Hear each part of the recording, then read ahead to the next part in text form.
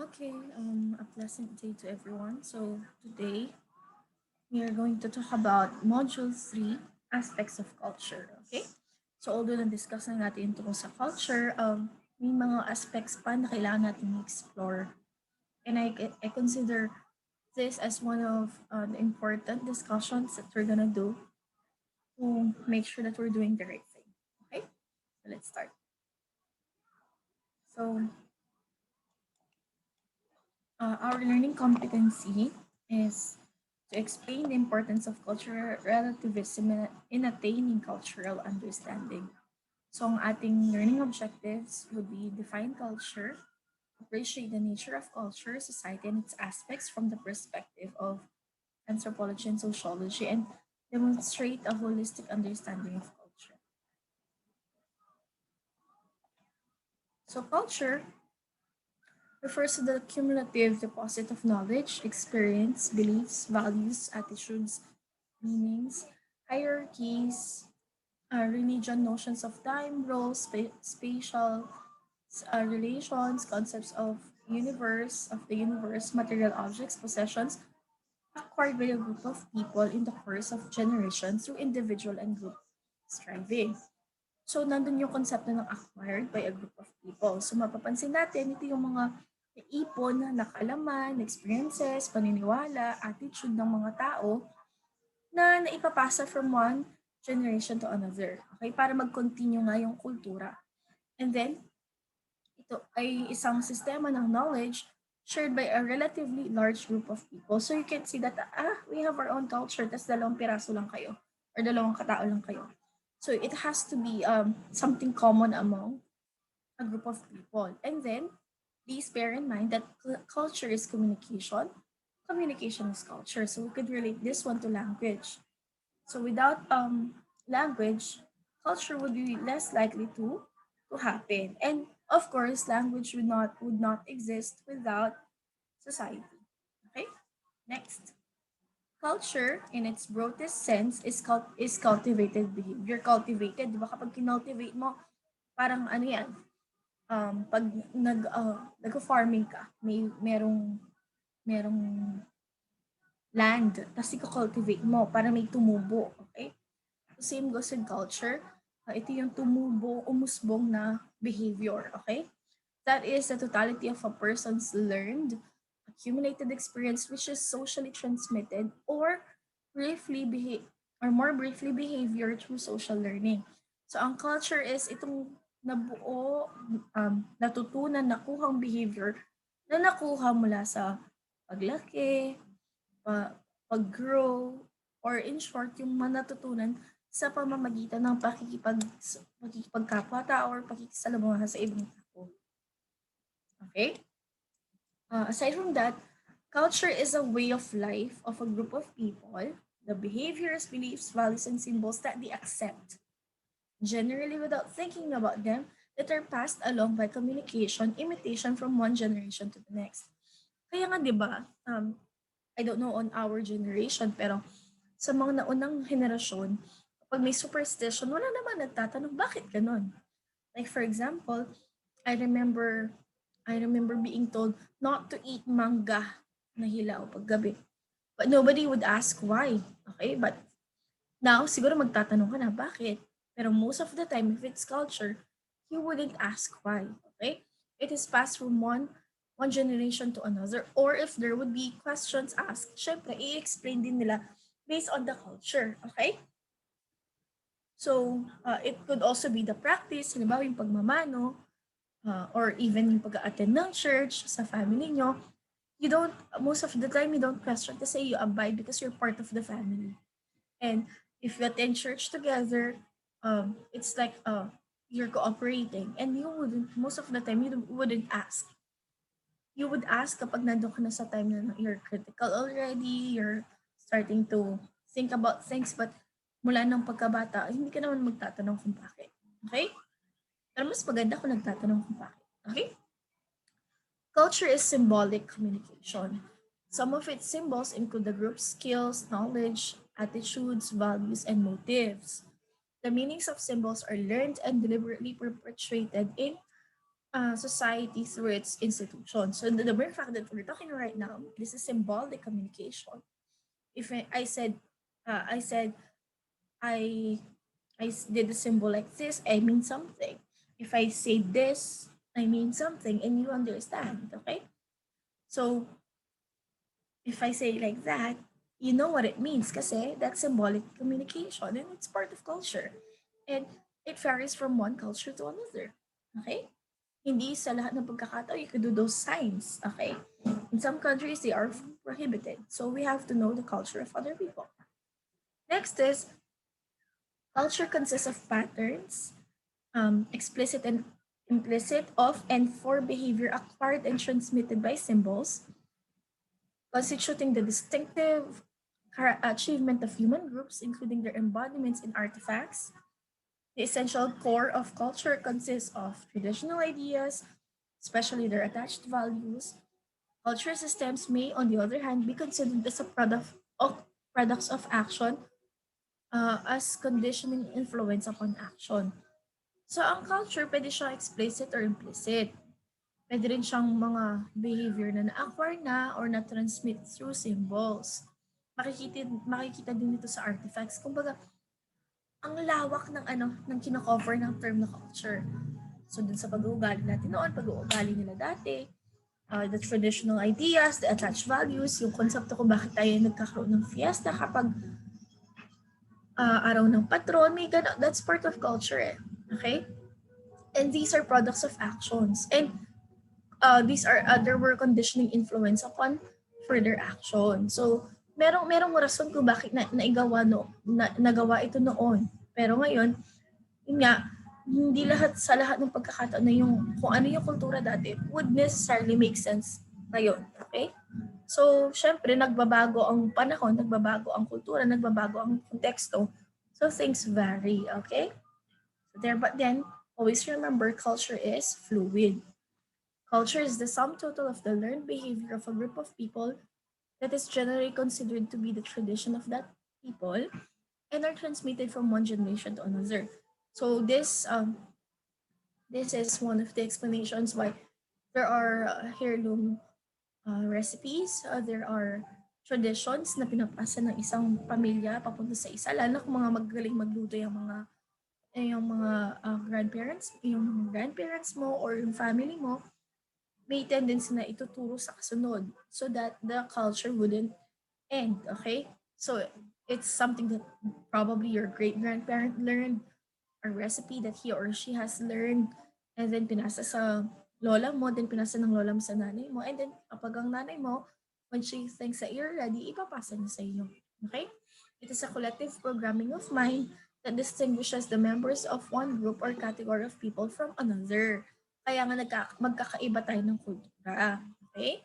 So, nabanggit nga ito dati sa ibang kultura, they, without knowing, they could be very quiet. In some culture, when they speak to each other, they seem to be like fighting kasi nga, that's their culture. But that doesn't mean one is wrong and the other is not. Okay? They're on the equal footing. Okay?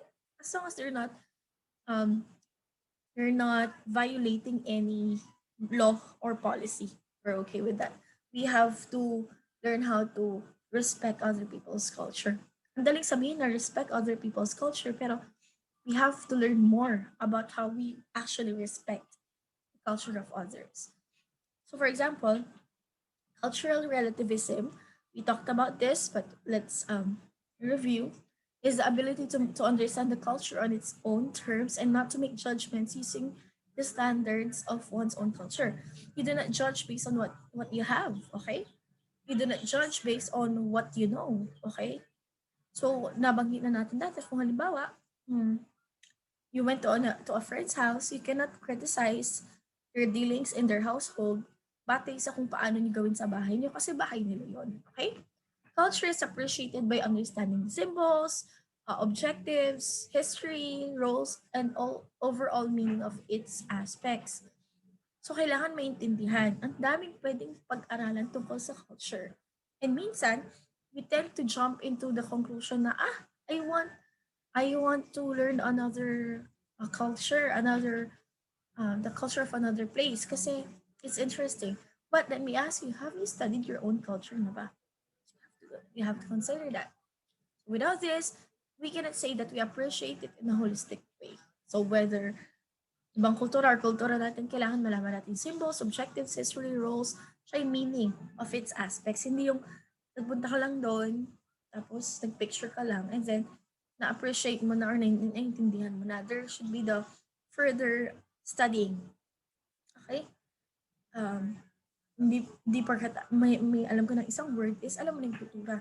Hindi, ang laki ng context ng culture. Okay? Ethnocentrism is, on the other hand, term anthropologists use to describe the opinion of one's own way of life is correct or natural. Ethnocentrism, nakasentro ka sa kultura mo. Some call it cultural ignorance. It means one may see his or her own culture as the correct way of living. But then again, that's, as we have said, that should be managed. Kasi nga, wala namang correct way of living because we have our own ways of living. Okay? So as much as possible, we tend to, we want to manage this kind of tendency. Pero it's inherent kasi you have your own pride dun sa sarili mong culture. So it's possible that you have the tendency to feel that yours is the correct. But that's why we're studying this, pinag-aaralan natin for us to understand that we have different things that we do not know yet. We have lots of things that we have to study and consider. However, the current age calls for globalization and an awareness that culture is adopted by people from across the world. Nagagano na ng mga tao, kahit nga lang dito sa Pilipinas, from one province to another, they move. This is good, but it also poses some social problems like alienation. Pakiramdam ng tao, hindi siya belong dun sa lugar na yan. He feels alienated or estranged, okay? You feel like you're someone not belonging to the entire group. Racism and stereotyping may also happen. This is something very, this is something that happens actually a lot of times na kahit saan meron na dapat supposedly ma-handle na ng maayos, okay? Then, moral insensibility, okay? So, there is the problem with, as you move from one place to another, yung morality, okay, nagkakaroon tayo ng problem kung, does it make sense here? Am I doing it correctly?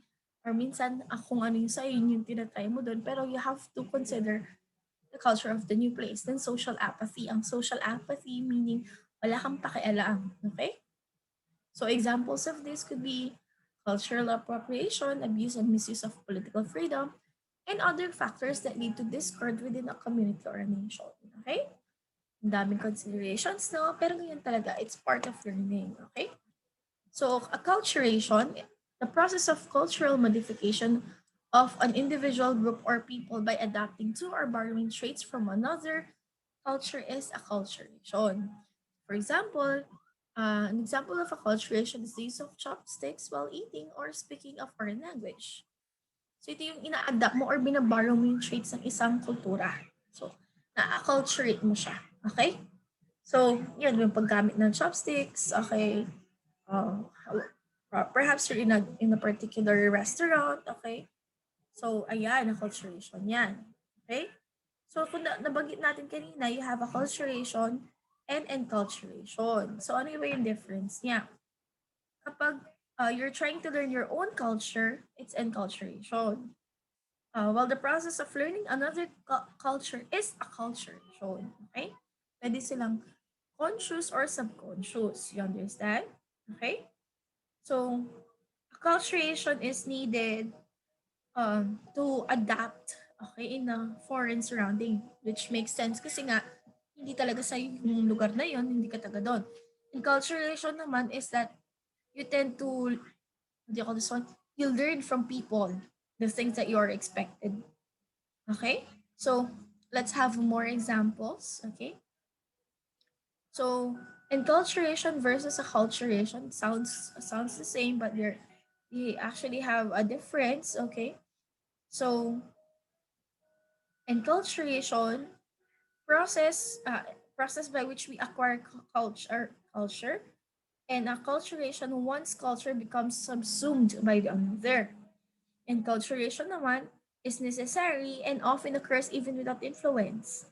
Pero acculturation may not necessarily be important. And matututo lang yan kung matututunan lang kung kailangan. Okay? Sa enculturation, walang modification. Sa acculturation, may amalgamation or modification. Okay?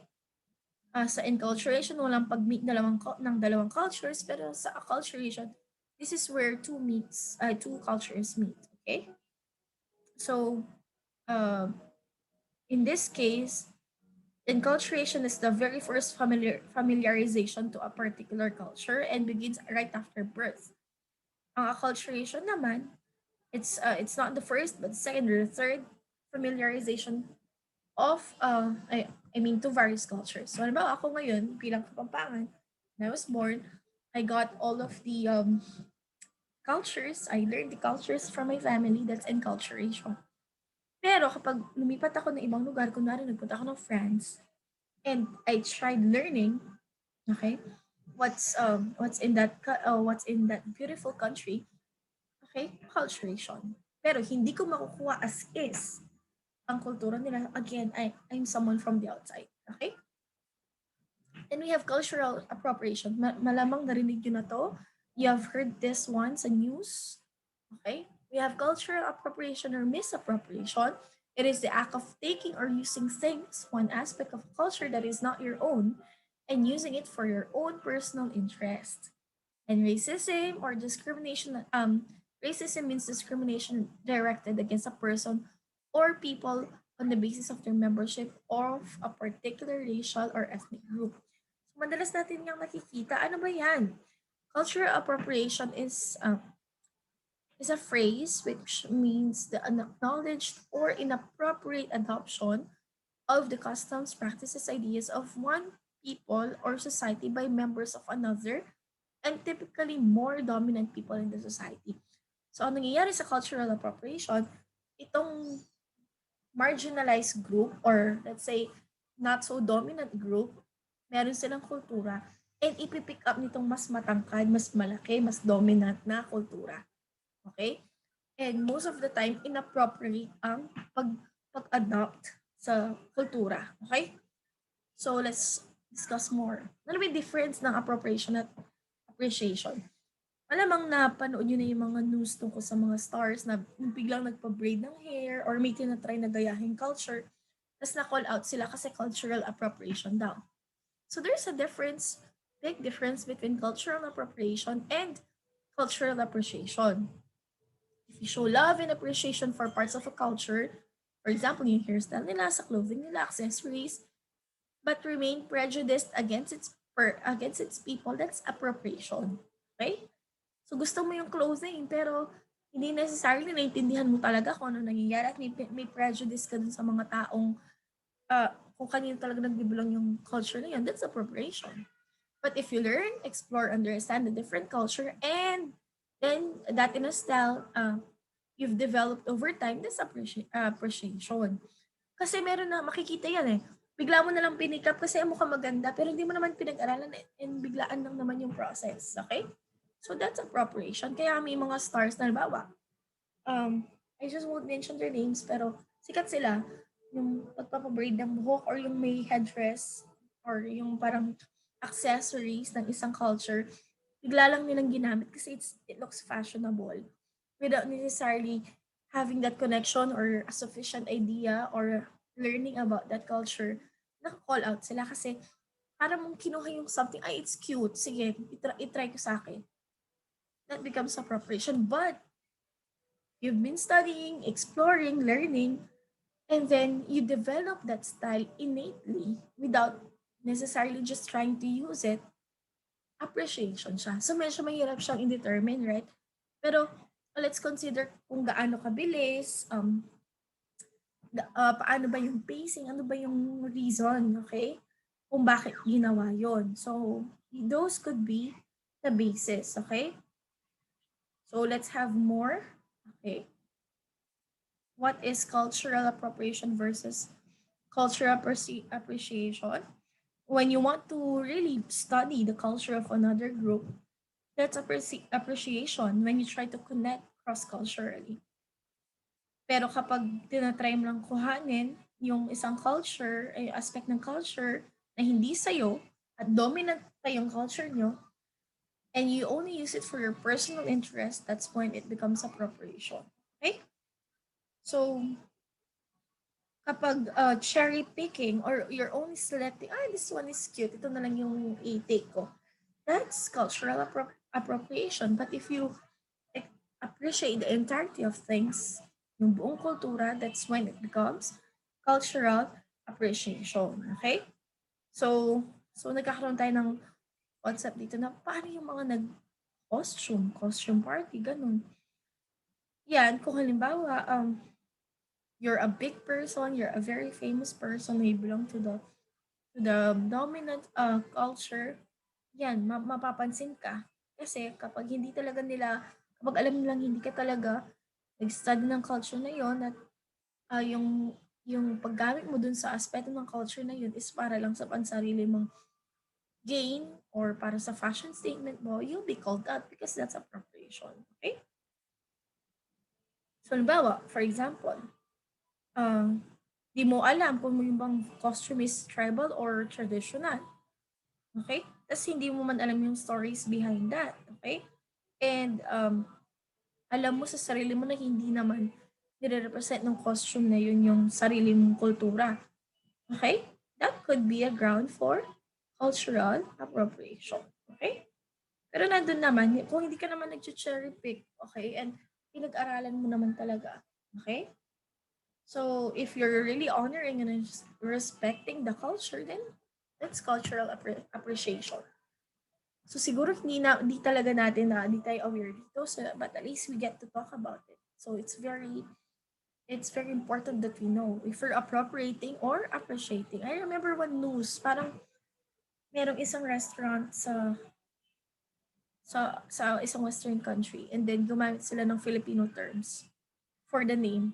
They were called out and then tinanggal nila. Okay? Tinanggal nila yung mismong name. Pinalitan nila yung name ng ng restaurant because it was said to be cultural appropriation. Okay? By evolution remains three processes, namely enculturation, acculturation, and socialization. These are only some of the social problem. And from there, I mean, there are other things that we have to consider, like ethnocentrism, racism, discrimination, and yun nga, cultural appropriation, which are some of the social problems that continue to persist in our modern times. So, social imagination is the ability to see things socially and how they interact and influence each other. So, we as individuals must envision a culture that is peacefully yet thriving and promotes a will for coexistence with all. So, importante na may pag-reflect. Am I doing things well? Am I respecting other cultures well? Am I being sensitive? Or mas maganda, before you say things, before you type it, before you post it, or before you do something, isipin mo, kung ako yung nasa lugar ng tao, would I feel good about what I'm doing? So if you think you will feel offended and you may even ask close friends, then by all means, try to reconsider what you're doing. So with that, I hope you've learned from today's discussion. So don't forget to hit like and subscribe. See you on the next module. Bye.